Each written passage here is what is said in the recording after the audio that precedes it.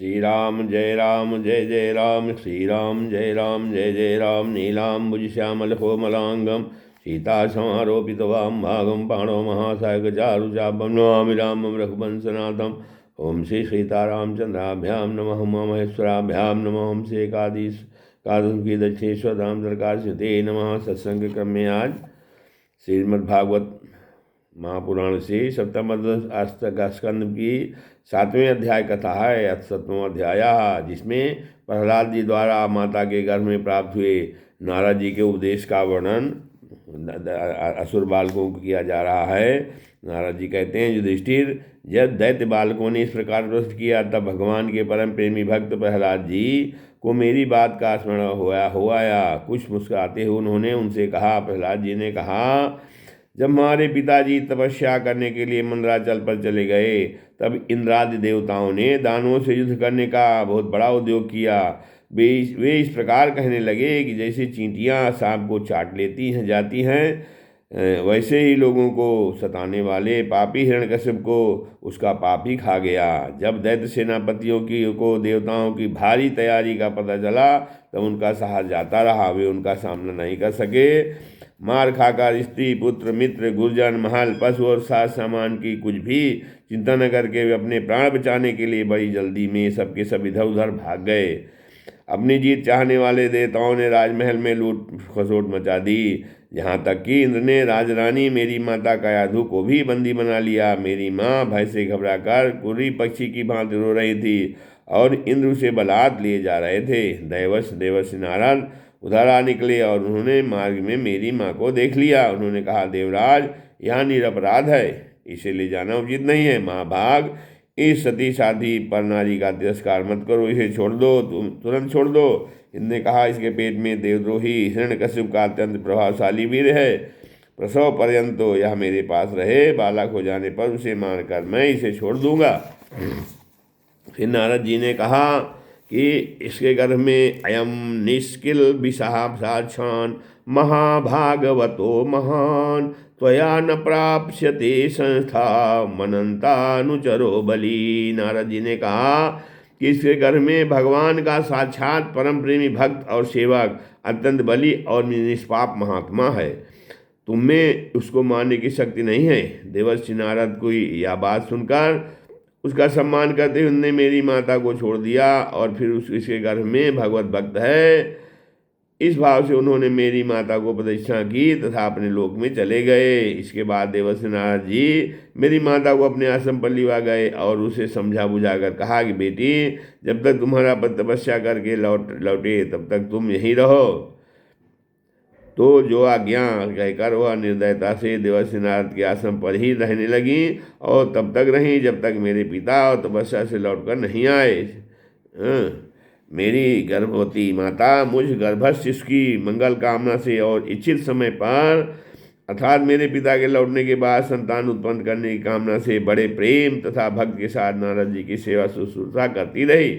देवर्षि नारद जी बड़े दयालु और सर्वसमर्थ हैं। उन्होंने मेरी माँ को भागवत धर्म का रहस्य और विशुद्ध ज्ञान दोनों का उपदेश किया। उपदेश करते समय उनकी दृष्टि मुझ पर भी थी।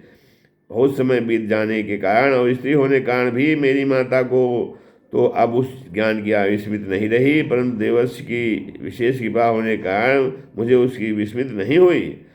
यदि तुम लोग मेरी इस बात पर श्रद्धा करो तो तुम्हें भी वह ज्ञान हो सकता है, क्योंकि श्रद्धा से स्त्री और बालकों की बुद्धि भी मेरे ही समान शुद्ध हो सकती है।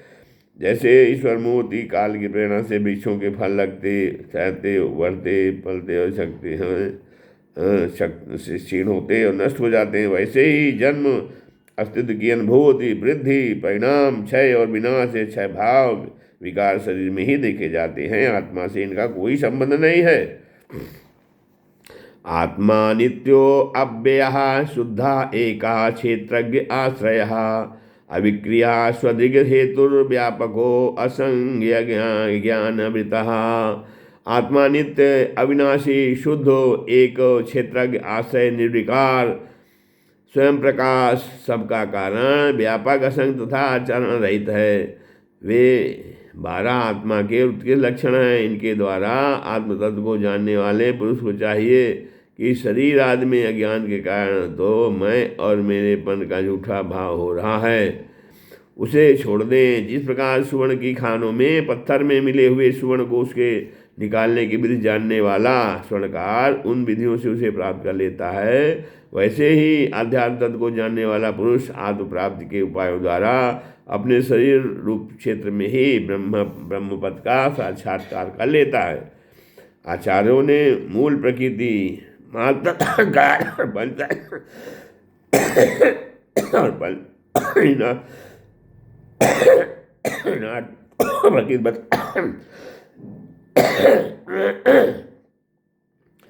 अष्टौ प्रकृतया प्रोक्ता त्रया एव हि तद्गुणाः विकाराः घोषाचार्यै पुमाने का समन्वयात्।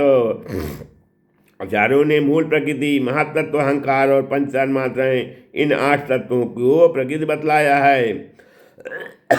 उसके 3 गुण हैं, सत्व, रज और तम, तथा उनके विकार हैं 16, 10 इंद्रियां, 1 मन और 5 महाभूत।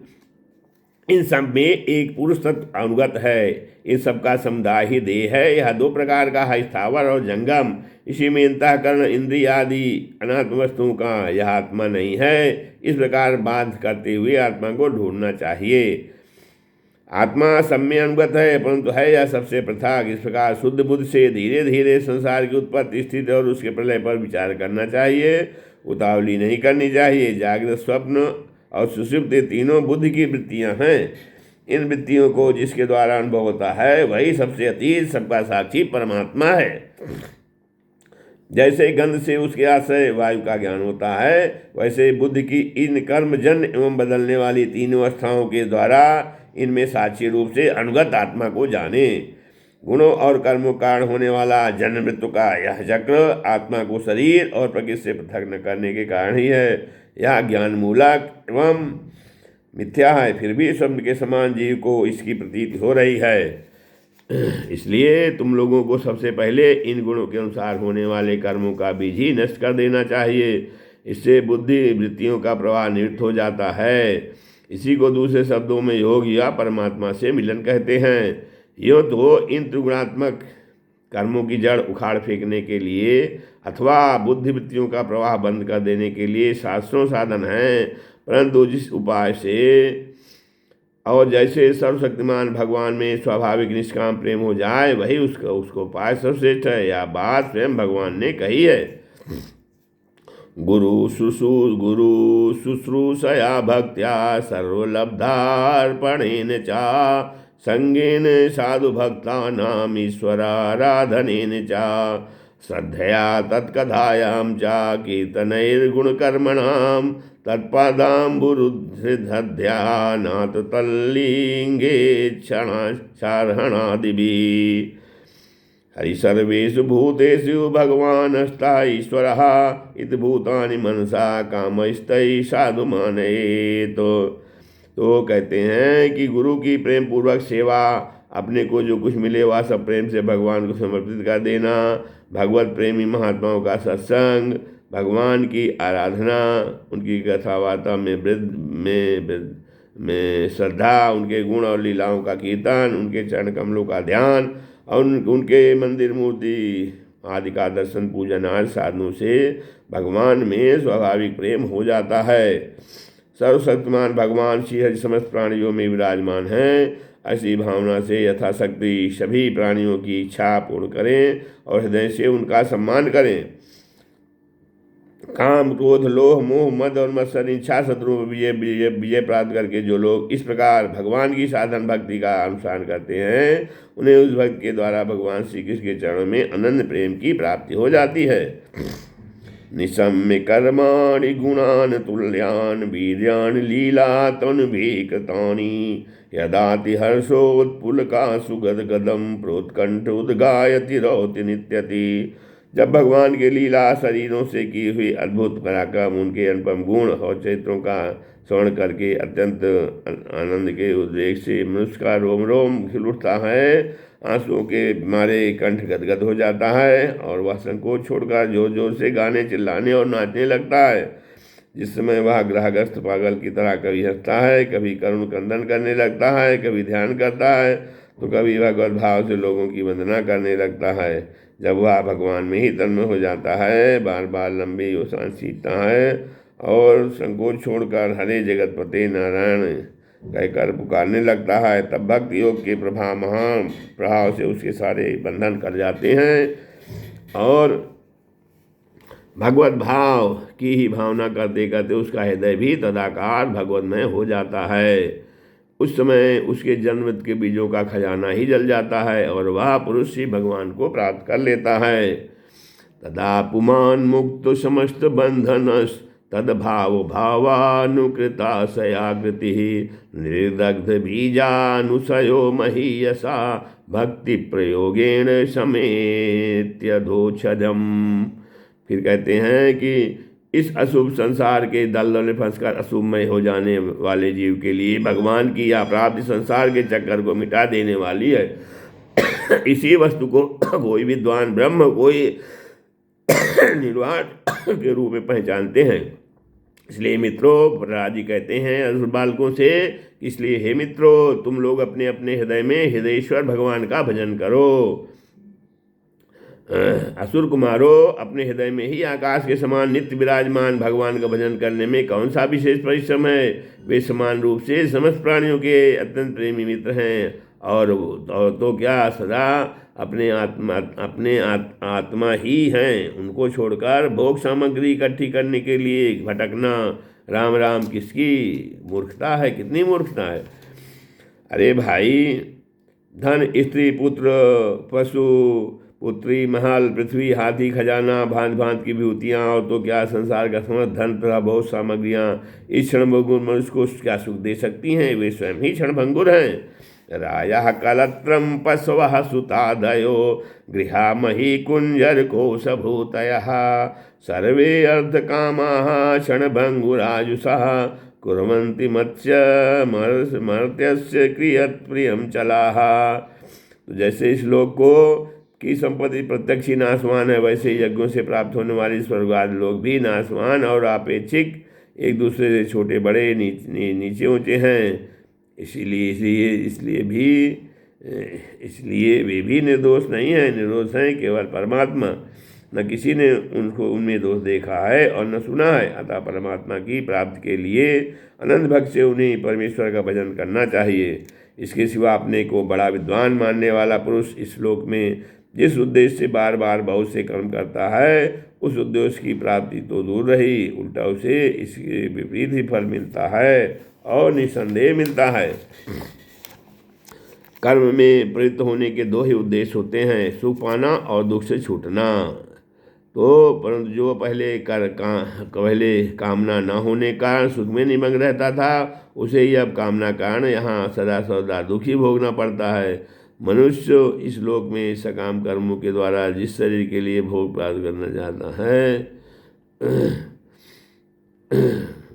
वह शरीर ही पराया इश्यार कुत्तों का भोजन और नाशवान है। कभी वह मिल जाता है तो कभी बिछुड़ जाता है। जब शरीर की ही यह दशा है, तब इससे अलग रहने वाले पुत्र स्त्री महल धन संपत्ति राज्य खजाने हाथी घोड़ा मंत्री नौकर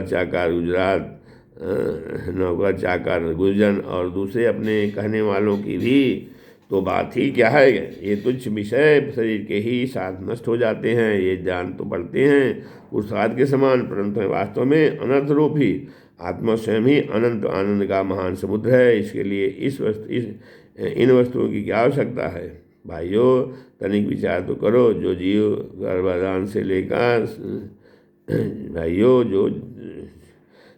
गर्भाधान से लेकर मृत्यु पर्यंत सभी अवस्थाओं में अपने कर्मों के अधीन होकर क्लेश ही क्लेश भोगता है, उसका इस संसार में स्वार्थ ही क्या।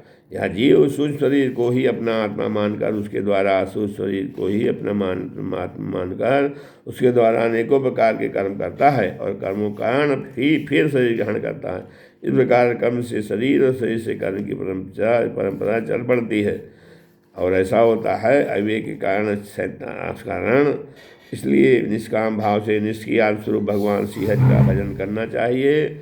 अर्थ धर्म काम सब उन्हीं के आश्रित हैं, बिना उनकी इच्छा के नहीं मिल सकते। भगवान श्री हरि समस्त प्राणियों के ईश्वर आत्मा और परम प्रीतम हैं।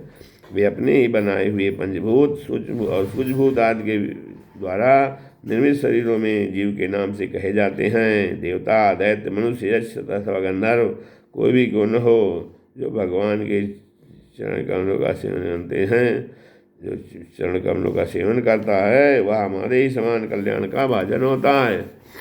तो दैत्य बाल को नालम द्विजत्यम देवत्वम ऋषित्वम वासुरात्मजाः पीड़नायक मुकुंद से न वृत्तम न बहुज्ञता न दानम न तपोनेज्या न शौचम न व्रतानि च प्रियते अमलया भक्त्या हरिरन्यद विडम्बनम। दैत्य बाल को भगवान को प्रसन्न करने के लिए ब्राह्मण, देवता या ऋषि होना, सदाचार और विविध ज्ञानों से संपन्न होना तथा दान, जप, यज्ञ, शारीरिक और मानसिक शौच और बड़े बड़े व्रतों का अनुष्ठान पर्याप्त नहीं है। भगवान केवल निष्काम प्रेम भक्त से ही प्राप्त होते हैं और सब तो विडम्बना मात्र है। इसलिए दानव बंधुओं, समस्त प्राणियों को अपने समान ही समझकर सर्वत्र विराजमान, सर्वात्मा, सर्वशक्तिमान भगवान की भक्ति करो। भगवान की भक्ति के प्रभाव से दैत्य, यक्ष, राक्षस, स्त्रियाँ, शूद्र, गोपालक, अहीर, पक्षी, मृग और बहुत से पापी जीव भी भगवत भक्त की प्राप्त हो गए हैं। इस संसार में या मनुष्य में कीर्तन का सबसे बड़ा स्वार्थ अपने स्वार्थ अर्थात जो है इस संसार में या मनुष्य शरीर में जीव का सबसे बड़ा स्वार्थ अर्थात एकमात्र परमात्मा इतना ही है कि वह भगवान श्री कृष्ण की अनन्य भक्ति प्राप्त करे। उस भक्त का स्वरूप है सर्वदा सर्वत्र एवं सर्वदा सर्वत्र सब वस्तु में भगवान का दर्शन। श्री राम जय राम, जय जय राम, श्री राम जय राम, जय।